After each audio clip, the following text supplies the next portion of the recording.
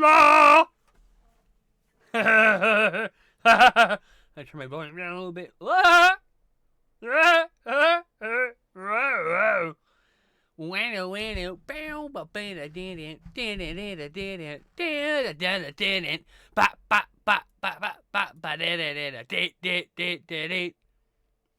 right.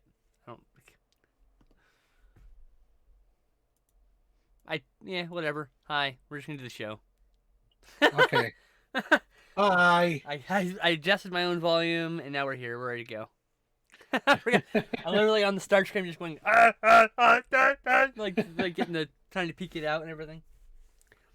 All right, why don't you welcome to Couch Smells Movie Chat. We normally have a much more animated and flowery intro, but honestly, I've had a shit day.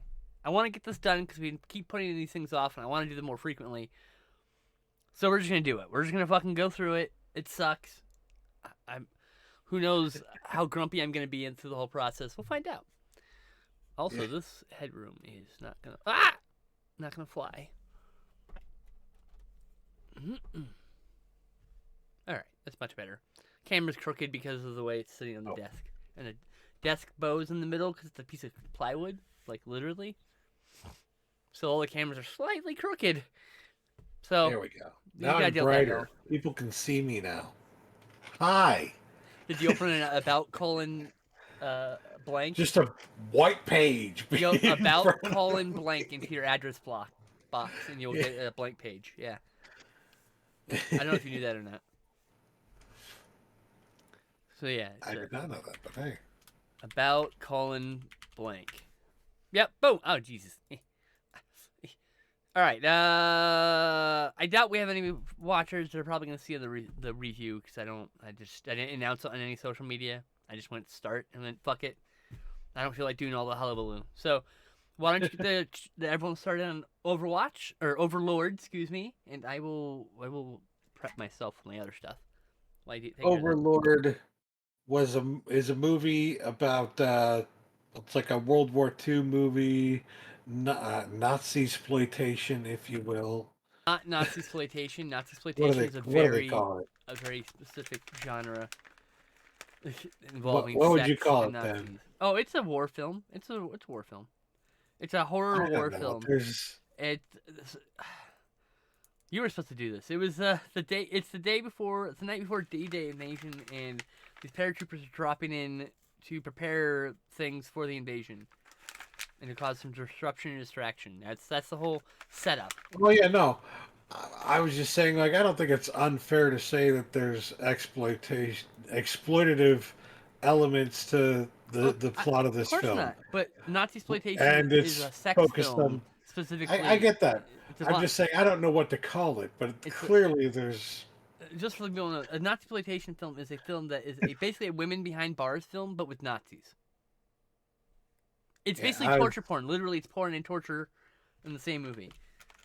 And my point was just that those two elements did exist, and I was just trying to find a shorthand way of saying it. Now I just want to draw. Now I just want to write a paper about the connection between a Nazi love camp and fucking Saw. Anyways, this movie is fucking brutal. I don't think that there's like. It's not like something to me that's like extremely well written, but it's not bad. It's brutal, and there's lots of like really well done special effects, gore and stuff like that, and creature effects as well. It gets into the creature area. We did mention it reminded us of Army of Frankenstein's Army. Excuse me. Yes. Not Army of Frankenstein, which we have yet to see. I picked up on that really early in the movie. I was like, "Oh, I love this," because I loved that movie too. And you get a Blu-ray of that. God, I love the creature effects in that one as well. But I will say that they were really good in this one. Like, spot on, good Science stuff. Army. The thing I remember about it was it being a really contrived found footage film. Like, it was really contrived about how they did it, and it's like the idea being it was one camera roll shot in this Army, 8mm camera or whatever, but like at most you get like a 20-minute roll, so like where's the It's like cut. the movie itself wasn't very good, but the creature effects is And what made it pay and off, right? also And the implied foundness of it is hard to do when it's literally 8mm footage. Like they did fine with like Cannibal Holocaust because you find all the real footage because you find the corpse of the cameraman, right? Mhm. But what do you do about this movie? Where did you find like there's nothing. It's like so, sorry that movie, not this movie. Overlord's fine. Sorry, Yeah. Frankenstein's Army. I just didn't mean to become a review of Frankenstein's Army. I'm just saying that was my problem with Frankenstein's Army. As much as I liked it, I liked the gore effects and the Just monster an effects a aside, lot. we do. The pretense of it being a found footage film, I felt tacked on. It did not need to be tacked on. That's the part that Yeah. about Frankenstein's Army that bothered me. Oh. That being said, Overlord not a found footage film. Nothing's tacked on about Yeah, this. it's not found footage. Gore is exquisite. This is a special effects feast. If you like zombie movies, you're gonna love this. If you love killing Nazis, you're gonna love this. If you love killing Nazi zombies, you're really gonna love this. You love seeing Nazis getting their faces punched multiple times in a row, and blood splurting from their face when that happens, then you're gonna like this movie because there's a lot of stuff like that. Yeah, I mean, like that's really the gist of this movie. You're here to watch.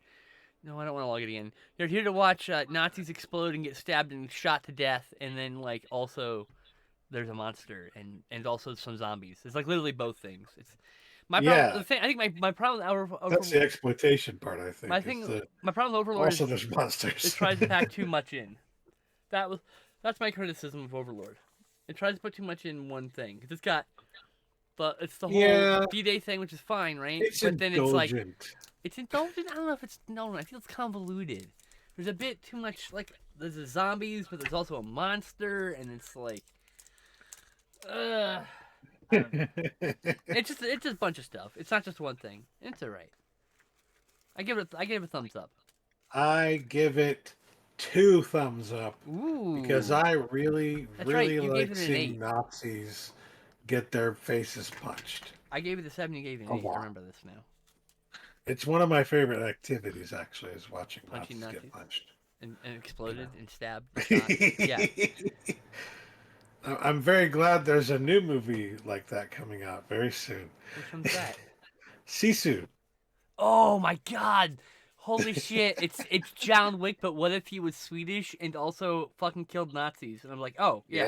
Yes, Like I yes. literally, like 30 seconds into the trailer, I was like, oh, I'm in. It doesn't matter. I'm in.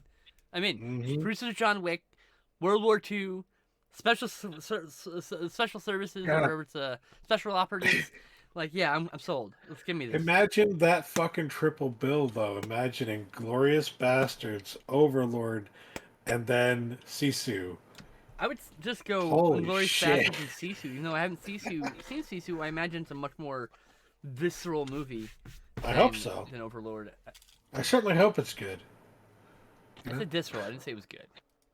Yeah, no. I mean, I'm just saying, like, I hope it ends up being as good as I think it will be. Yeah, like I think everybody. I don't think there's any bad acting in Overlord. I think it's pretty well written. It just there's a lot of Yeah. there's just a lot of pieces, and I think maybe going with either the zombies or the monster would have streamlined it a little bit. But I don't know. I'm not a There's not filmmaker enough yet. room to breathe.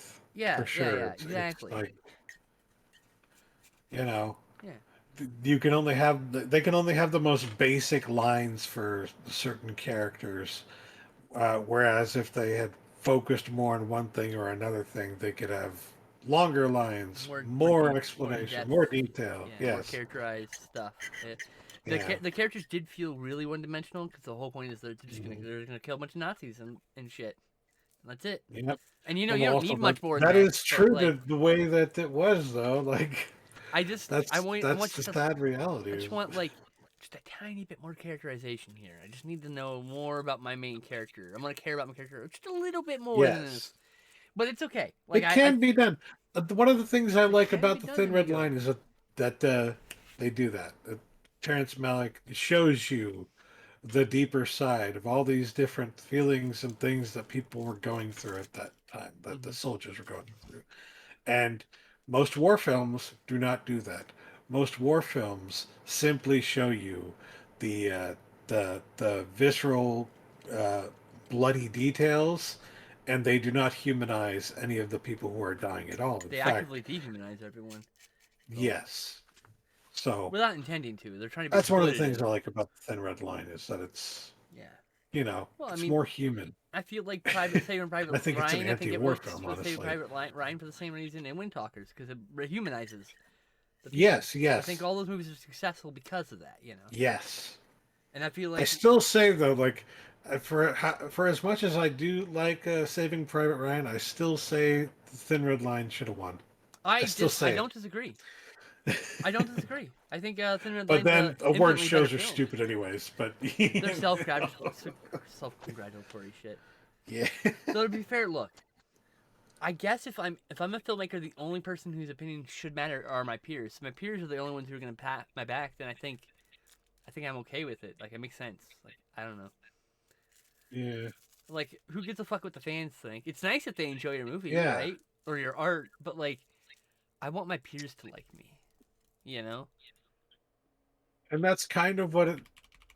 I just randomly thought about the fucking Baseball Hall of Fame. That's kind of what it is for them because they Same will thing. like Any Hall of Fame is take a self. they'll do a vote and they basically vote based on who they like and who they Yeah. like and remember playing with, playing alongside when they were playing Or against, maybe.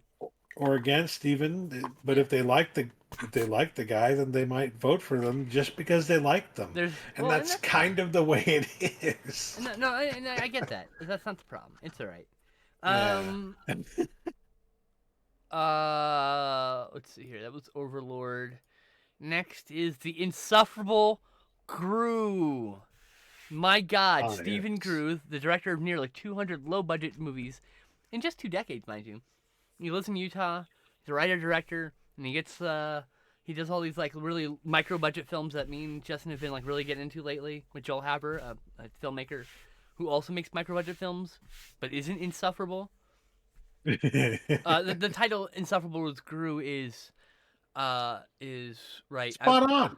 Yeah, Stephen Gru is self-absorbed, maybe a little narcissistic, and obsessed with making films. I mean, he doesn't seem like this makes him sound like a terrible person. I don't think he's a terrible person, but he's just insufferable. He's not a bad person. he is. He's just obnoxious. insufferable. That's all. When you get around to his art is Yes. so important to him that he's like, yes, you can't like he's like, oh, I accept, like literally there's a scene where like, oh, I accept like criticism and input and all that. And the minute someone gives him criticism and input, he takes it so personally that he shuts down emotionally around that person, which is like, that's an insufferable thing to do.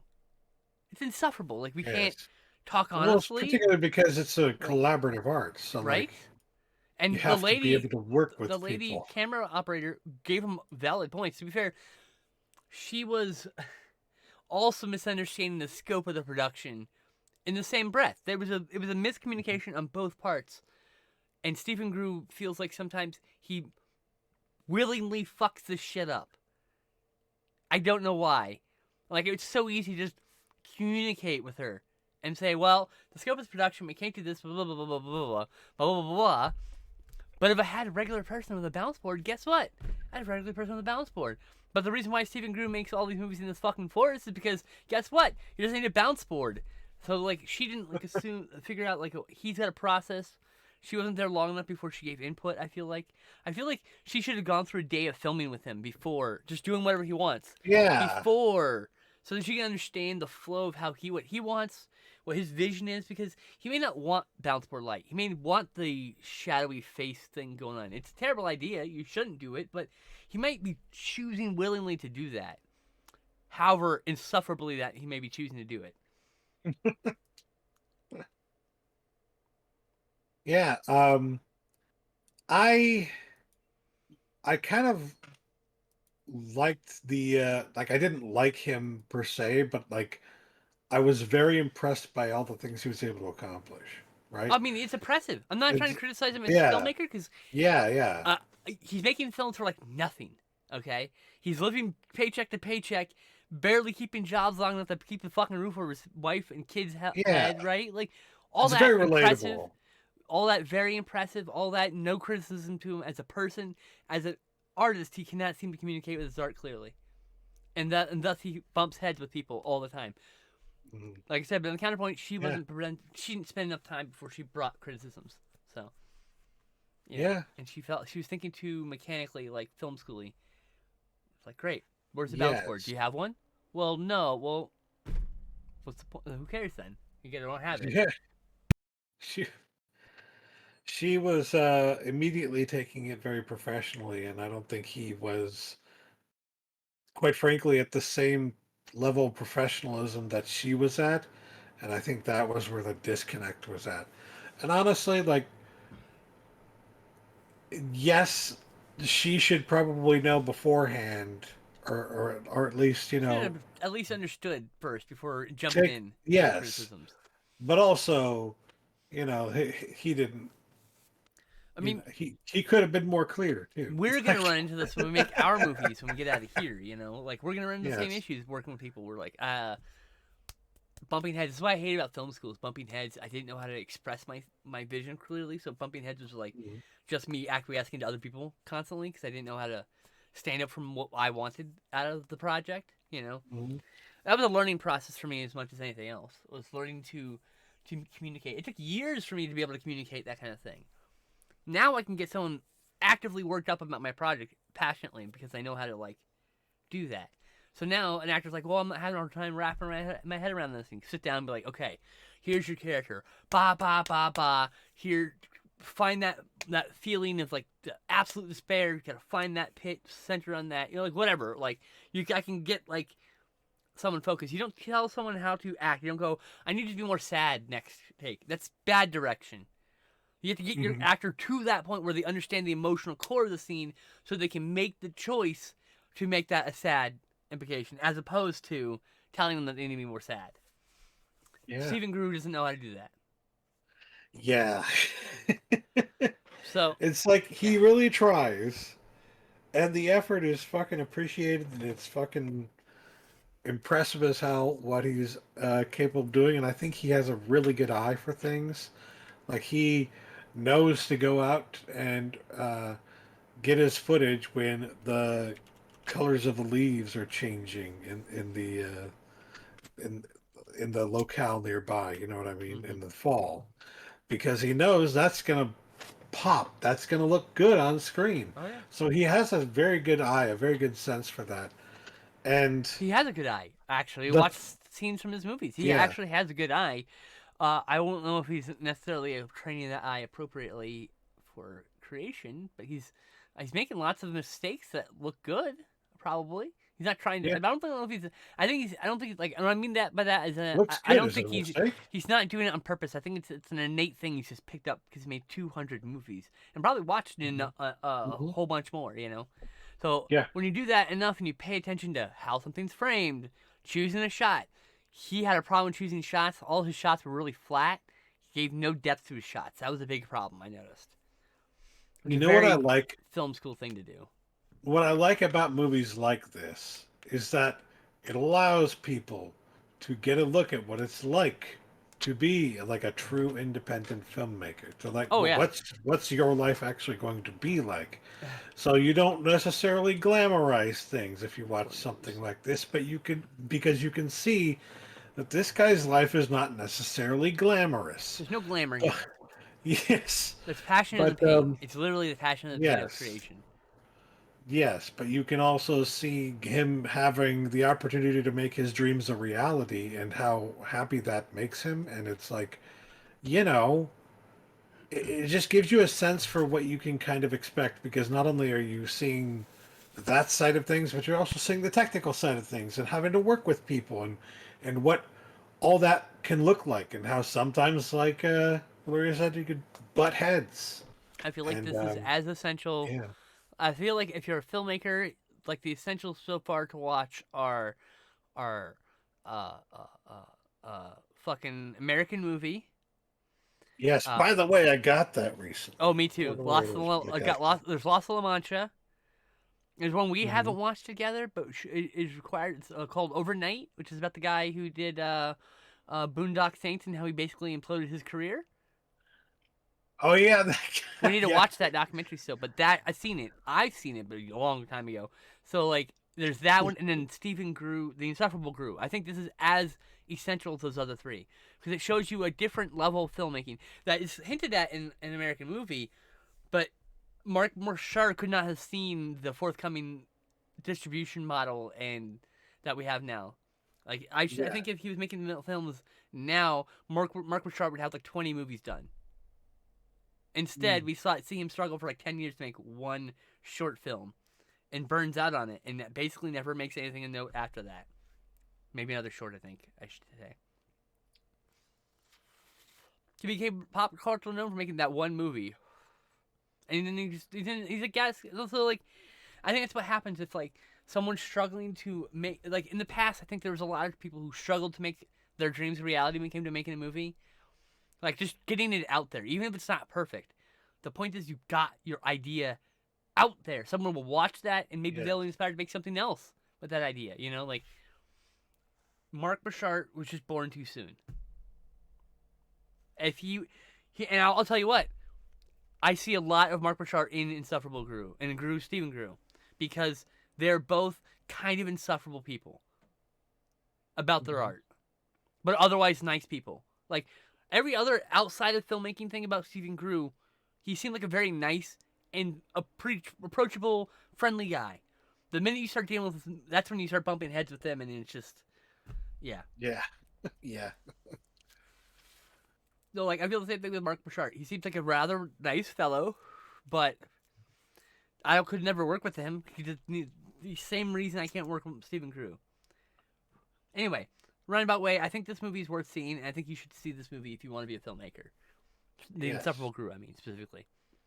I give it a thumbs up. It is good. I also give it a thumbs up. It could be better. Yeah. By the way, the last movie, not this one, but Overlord was the 420th movie we reviewed on the stream as I smoke. All right, Insufferable Grew. Recommend. Surely see it. I'm Going to Be Famous by one of our new favorite filmmakers, Joel Haber. One of my new favorite filmmakers, at least. This movie was kind of it's interesting. It's about a guy who's basically trying to become famous, right? I mean, I think that's something that becomes a goal like a third of the way through the movie. It becomes like one of his stated goals is to become famous. But then you get to see him going through all these different things that he thinks are going to make him famous, right? And trying to do these things that he thinks will make him famous, and uh, well, failing a And lot, this started out a as a series on lot. his YouTube, by the way. This is extremely meta, by the way. Extremely meta. Because he's playing himself, going into things as if he was trying to do these things to become famous. And at the end, he does the most unhinged shit you could ever imagine to make himself feel better about himself. And it's all meta, because he's not, he's not actually this person. But, like, it's interesting. It's a mini series that's on his YouTube. Mm. But Um, this film edit, I think, is more focused. I did sit down and watch a good chunk of those, by the way. I'm glad I watched the movie first because the movie version is so much better. 2018, Joel Haver decides he's gonna do everything he can to be famous. So he like sets out what makes you famous. So he lists what things he thinks makes you famous in the context of being in this for the documentary, quote unquote. And then he goes about and sets those goals. He meets all those goals, but like in the most technical way possible. this is like a at times very a Michael Moore type mockumentary kind I of I was thinking more like film. that. This is Spinal Tap, but Well, yes, but but I'm talking about Michael Moore in the sense that like there's a couple scenes where like he's definitely pranking people, so to speak. He's going into the yes, what was it, the MoMA? He goes into the yes, MoMA and he asks if he can how to get his art in the Museum of Modern Art, and gets Yes, hilariously that was a direct reference to turned Michael down. Moore, where Michael Moore Yeah. does this thing where he'll go, say, I'm going to try to interview the head of Chrysler, and he just walks into the fucking Chrysler building and asks to talk to the fucking president of Chrysler, and without a fucking appointment, and gets turned away, and he makes it like this big thing, like, Mhm. oh, he's just trying to cover it up, he doesn't want to talk to me. Michael Moore did this in one of his documentaries, and this is kind of a reference to that kind of tactic that he used to do. Yeah. A little turn. Joel does his own little twist on it, of course, because he's making a reference, not copying it. But What I will say, like, I find his sense of humor very funny, right? I don't think it's the funniest ever, but I will say this: deadpan is 100% Joe Haver's thing, and he should stick to deadpan. I love it. I think this is his weakest film so far. I didn't like the movie as much as you did, but there were things that, like, I mean, I still think it's you his know, are weakest film. somewhat unforgettable because, um like do you remember that the fucking spaghetti eating thing? Like, Yes. Oh my god, he goes to the park and starts eating spaghetti like a mountain. The biggest fucking mountain of spaghetti you had until he's about to throw up and he's literally retching and shit. 3 entire boxes of spaghetti. He meant to put 3 cups or put one in. It didn't seem like enough, so he put two in. Now it's too much or whatever it was. Yeah. Oh, wow. It was funny at times. It was you know, aw, you feel bad for the guy. He was, I don't want to say sad though. It wasn't necessarily Yeah, it was sad. sad though. But, like, sometimes he Look, it's sad in a pathetic way. I think he meant it that way. yeah, He pathetic, embodies yeah. these really pathetic characters. I've noticed. Like You know what it kind of I'm taking a reminds little me of time to feel is, sorry for myself. He played this really pathetic, like weak-willed, spineless type character who just yeah, didn't know he was kind of wet noodly. I don't know. I fucking love that movie. God damn, best movie I've Woody seen so far. Allen. That's what it reminds me of. But I hate continuing to fucking reference that asshole. But, like, I mean, yeah. it's that kind of style. It's that He's kind of style. the thing is that he is definitely influenced by Woody Allen. Like Yeah. definitely. I mean, Woody Allen was a good filmmaker, He whether or not talks I about like him. his films being influenced to him. Yeah. He makes no reference to other stuff, and I think he's one of those people who can separate art from the artist. And more power to him. None of my business, right? Everyone has their Yeah. own line. Like I always said, you may not want to watch it, but that person might want to, so it should be available. I don't Yeah. want to watch Jeepers Creepers. I mean, It's repugnant, but if someone else wants to yeah. watch it, they should be allowed to watch that. But it should come with a fucking disclaimer. I mean, you know how I feel. I personally feel like, I wish I could see movies from fucking North Korea that Oh, I don't know if they are have movies. probably, they They probably do. do. But, I want to see you stuff. know, I want and to I see want to see art underground from North movies. Korea, I and I want to want to see. see what it looks I like, want to see rebellious But movies. I'll probably never have that opportunity because of Maybe. because of politics and because of you know, I want to the see way movies things that are would in the be world. considered illegal in North Korea. I want to see those movies. I want to see the ones made underneath without the scrutiny. The problem That'd with be that cool, North yeah. Korea is really hard to do is because they have like weekly meetings where you meet up and you talk about your neighbors and what you saw them do and you report on each other as part of your good neighbor and good communist shit. So it's really complex. It's hard to make that shit. You have to surround yourself with people who aren't going to report on you. That's a hard thing. How do you trust people? Like, you know what I mean? Mhm. Like you are encouraged and rewarded to report on people, self police. Yeah, there are some issues. Yeah, Self isolation is so strong there. They've had a whole generation who's raised under this, and they think this is just normal. yeah.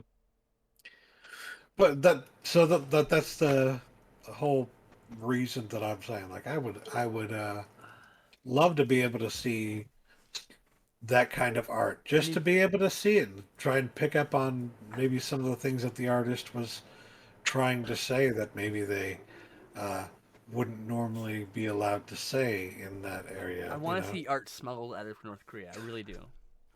Be very cool. So, yeah, I'm not against people watching even the most disgusting kind of art, as long as it's I actually art. like I said, You I think know? Jeepers Creepers, because of its themes and what it means subtextually, I think is repugnant art. Yeah. Like, I don't think Mhm, Woody Allen. mhm. I look, Woody Allen's a repugnant person. I don't like. I like his movies. I don't watch them at Some of present because I'm them waiting for him are to like, die, okay. right? Yeah. But like most of the movies aren't like directly repugnant because it's not these weird child molesting Yeah. fetishes film, like Yeah. fantasy films. Like Zelig, the one I've been thinking of recently because of George Santos, because George Santos very much reminds me of that movie. Zelig is a movie where, Woody Allen plays a character who is like literally every famous person throughout history. He has been, or whatever it Right. seems like. And they're talking about he's like the famous chameleon man. He can take on any Right. uh, personality or anything like that, and even like become the best basketball player in the NBA or whatever.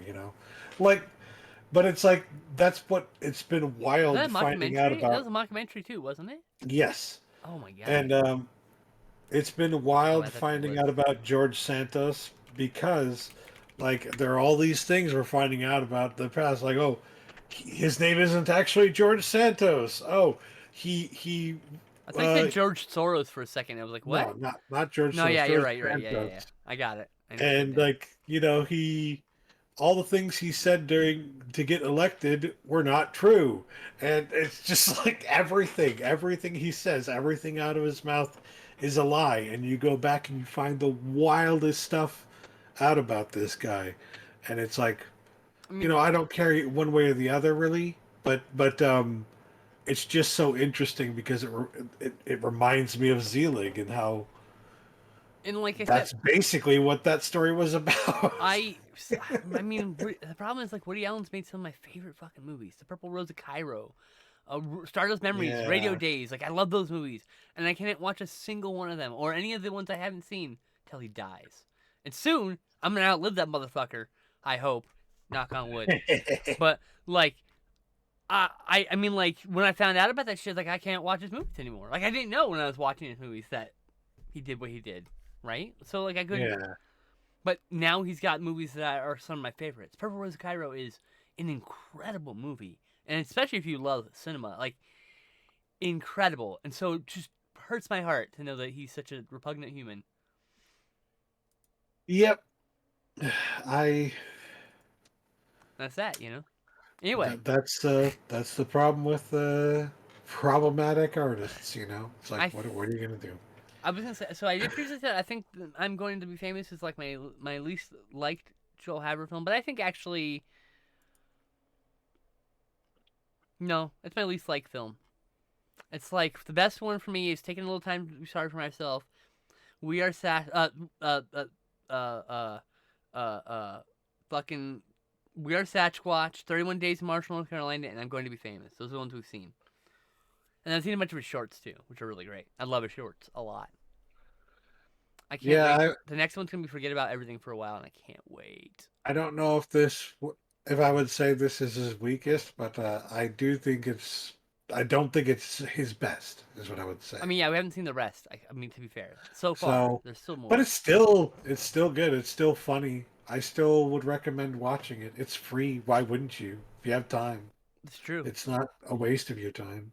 It's It's not good. a waste at all. It's really good. I highly Yeah. recommend taking a little time to feel sorry for myself. It's like I feel like it's gonna be his best movie. I'm waiting to see his other ones because his other ones seem a little more dramatic. So I'm like excited. Something's gonna come around and be like, I'm excited. yeah, I'm wondering if he's gonna get a 10 out of 10 for me yet. I mean, like, he got. I mean, taking a little time. Feel sorry for myself. So 9 out of 10. I'm like, it's like one of my favorite movies of all time. Like that's a movie that if it got a Blu-ray release, I would pre-order. You know what I mean? It's like it's a mhm, deeply personal film to me. It means I resonate strongly with that main character in a lot of ways. mhm. Not totally, because he's kind of a butthead, but like he doesn't mean to be. He's just I don't know. I don't know. Yeah, There's just something about that character. I like that character so much that I take umbrage with the fucking Joel Haver just calls him an idiot. Like he's not an idiot. He's not a moron. He's just a little slower at processing information than the rest of us. Doesn't make him stupid. He just takes. He's very like you ask him a question, he's not gonna give you an instant immediate answer. He's gotta process the thought. You know, like he's like a fucking turtle. Leave him alone. Stop making fun of him.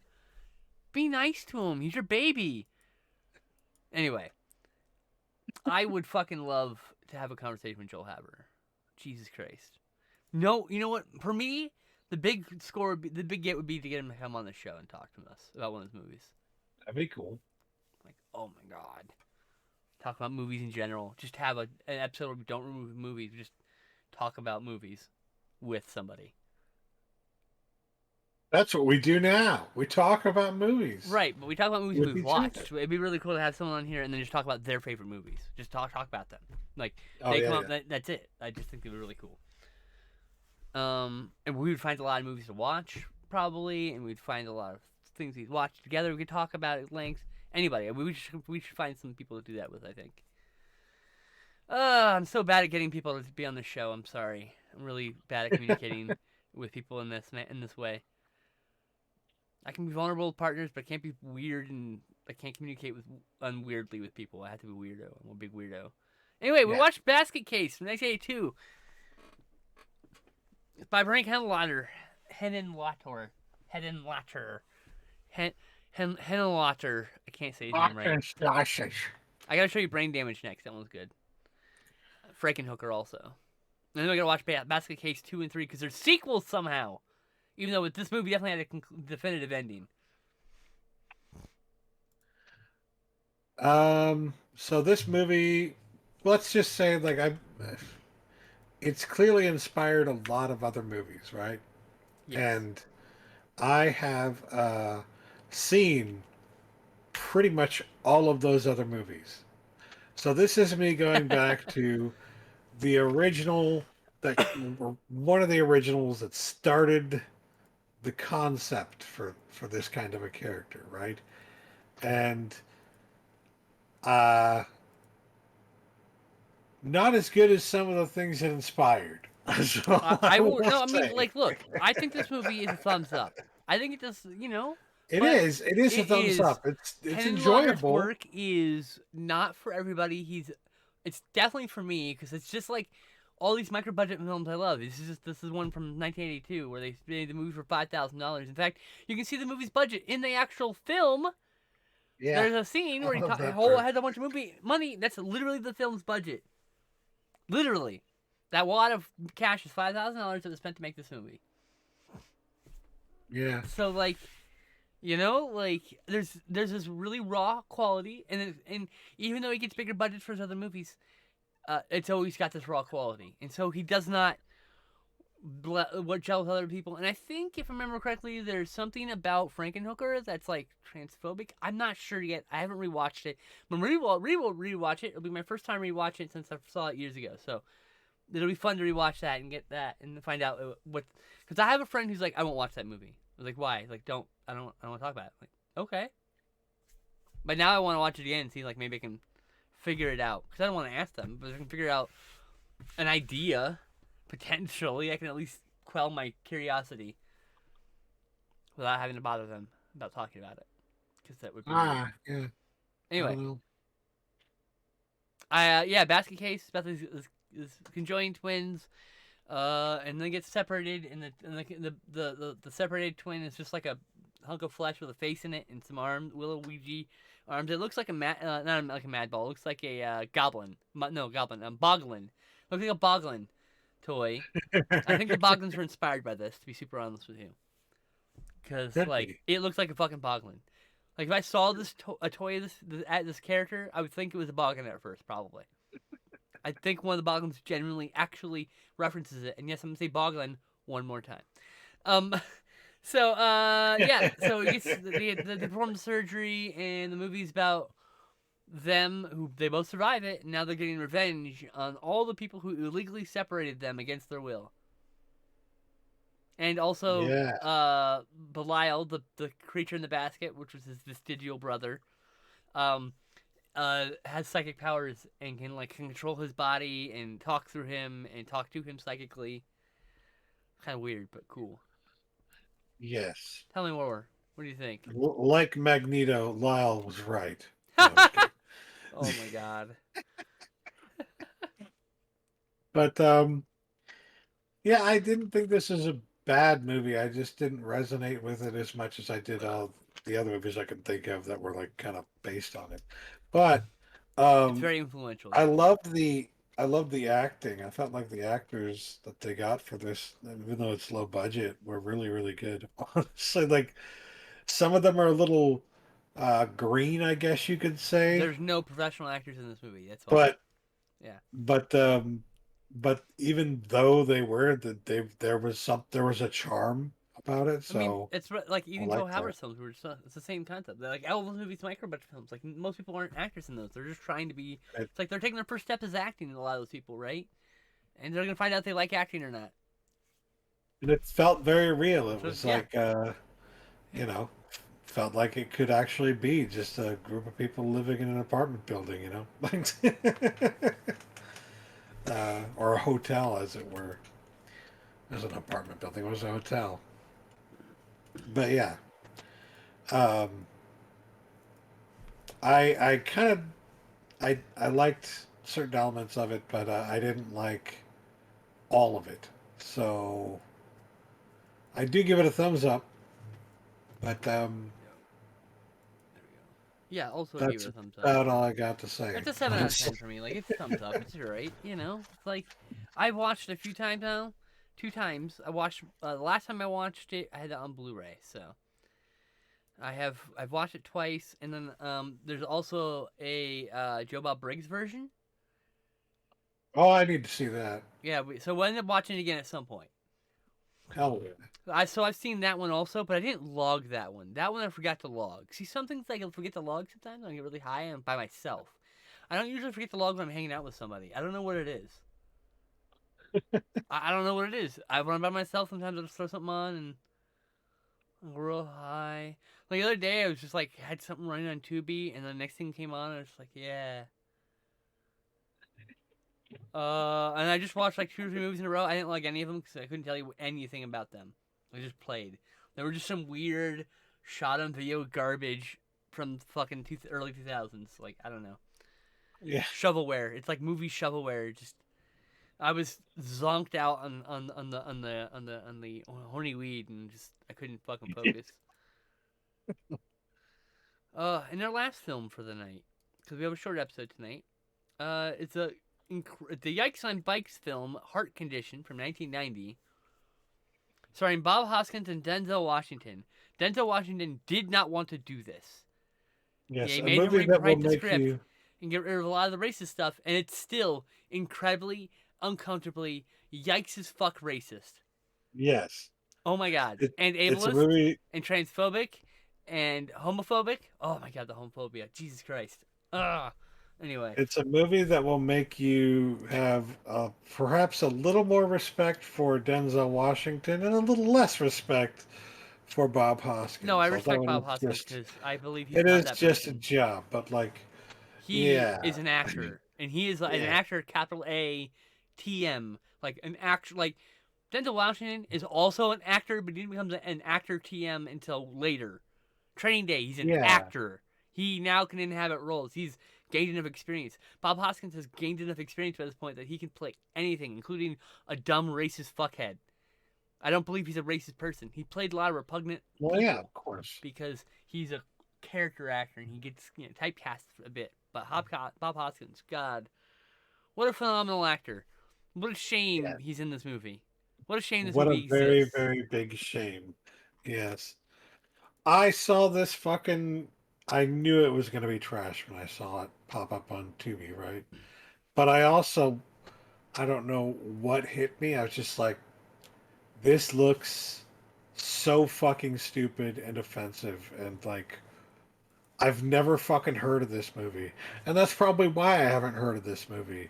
But I feel like I need to fucking see it because it looks so fucking. I'm just. I'm in shock that this movie exists, that this concept has actually been made into a movie that came out in the year 1990 and I didn't even know it existed.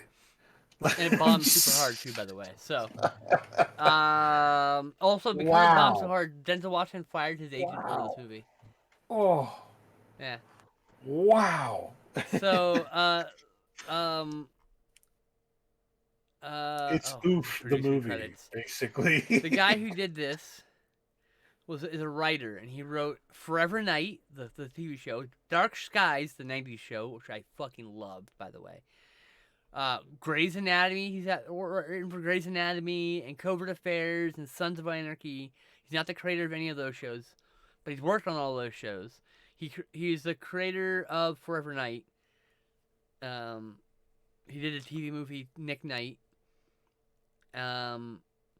He also did Misfits. He's the creator of Misfits of Science, which is another great show. So as far as TV writing, he was really good as a writer. Because he also wrote like a dozen episodes of The Ionic Woman, wrote for Incredible Hulk, the '70s show, and Invisible Man, and all those things, right? So like he great with the writing there. Not a good director. This is a blandly shot, uninspired. There's not a single good shot in this entire fucking movie. Everything's just workmanship. It gets the job done. Yes. It's so Sorry. just generic. But he's a decent writer. The writing in this movie is not necessarily the problem. The problem is it exists. It shouldn't have happened. Yes, like, exactly. It's It's like never been made. there are certain things about the movie that I would say, like, that the basic bare minimum, somewhat nice touch of having like showing you the fishbowl and the cat trying to get into the fishbowl early on, and then Plenty they payoff show for it to that, you yeah. again a second. The planet payoff, exactly. He does the rule They of three. they have Yeah.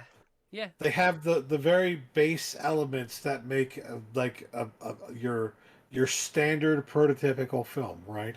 So That there's plan nothing to pay necessarily off. wrong with that. It's the fucking concept behind the movie itself, behind the Like story of the movie, the the idea of exploitative like concept. a racist cop getting a body part from the heart or whatever It from is, the person, yeah, person of color he hates, and then he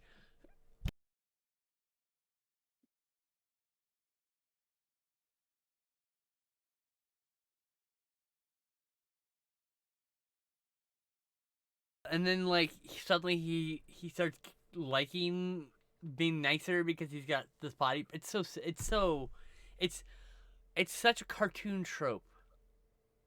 Like I expect a yes, supervillain in a cartoon to get a heart transplant from a good character, and suddenly he starts working for the good guys. That's what I expect in a cartoon, not in a fucking movie. Not from a the person who's plot, written such good shit that he wrote. yes, So like, there's so much good writing in this, but then there's also shit that shouldn't exist. So it's like yeah. it's peppered in, and it's just blandly shot. The acting's not the problem. Tons of the writing, like most of the writing's not the problem. The problem is like The this plot trope, itself, yes, the plot itself is centered around the trope the race trope. of the taboo of race. Yes, and that's the And problem. because the plot is centered around that, Mm-hmm. everything else in the movie is affected by it. Yes, correct. Every line that is written is affected by it. And so it just If we makes the change, whole thing icky. if we change the character from a racist to just a curmudgeon, and this Yeah, guy who dies gives him a heart, and starts getting a heart of gold, that works still. Because you're not focused. You're not yeah, focused on the right. You're focused on the right part, not the wrong part. You know what I mean? Like that's the yeah, part. That's like the premise. I was going to correct myself earlier. The premise isn't the problem. The premise is racist.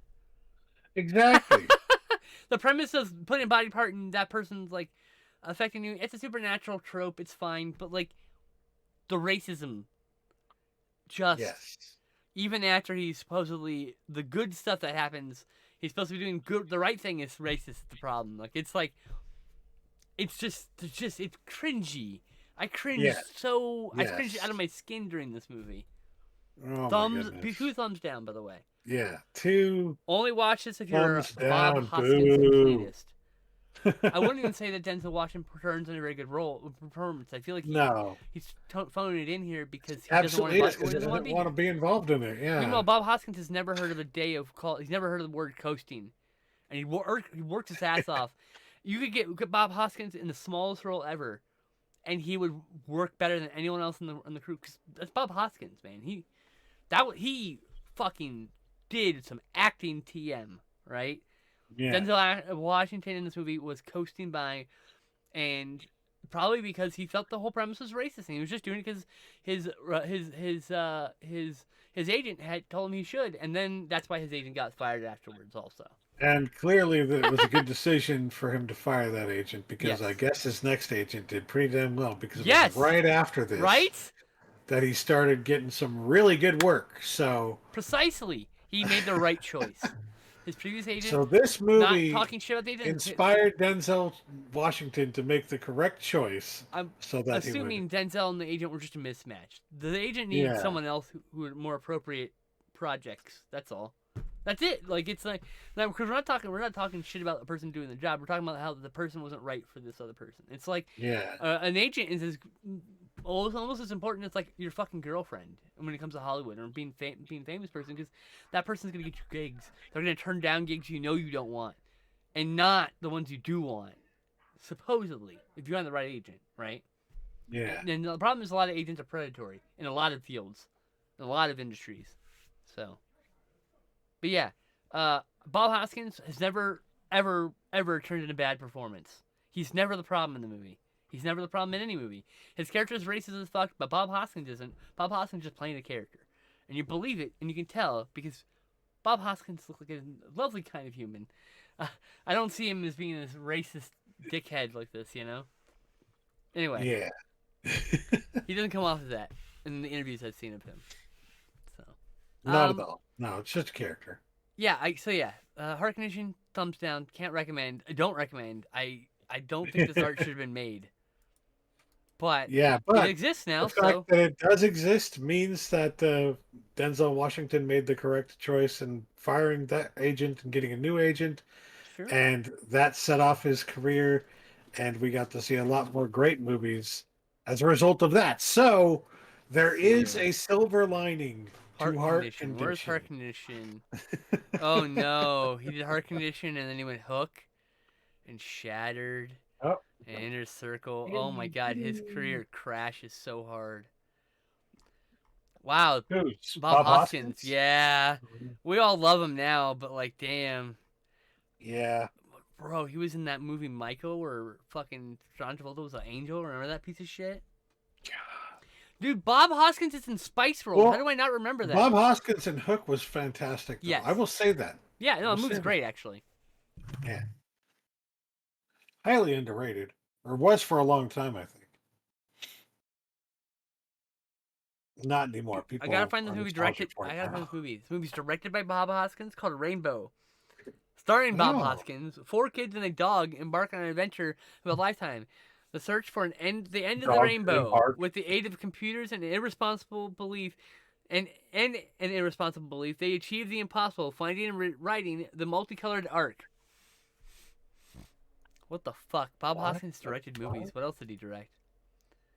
Tube Tales. Arc? I want to see that. That's a shorts collection. And Is that a Raggedy religious Ronnie. movie? There's an arc in it. Raggedy Ronnie's in the Criterion Collection. Only other place I've heard about an arc is in a fucking Bible. Yeah. Oh, Hi, kitty. hey, we both had kitties. This kitty right here has an eye problem. I need to at some point Eye get goo? some eye goo in Mine her too. eye. Mine too. Oh, look at her though. She's so pretty. Here's mine. Ah. You're not. Yeah, I love her so much. Oh.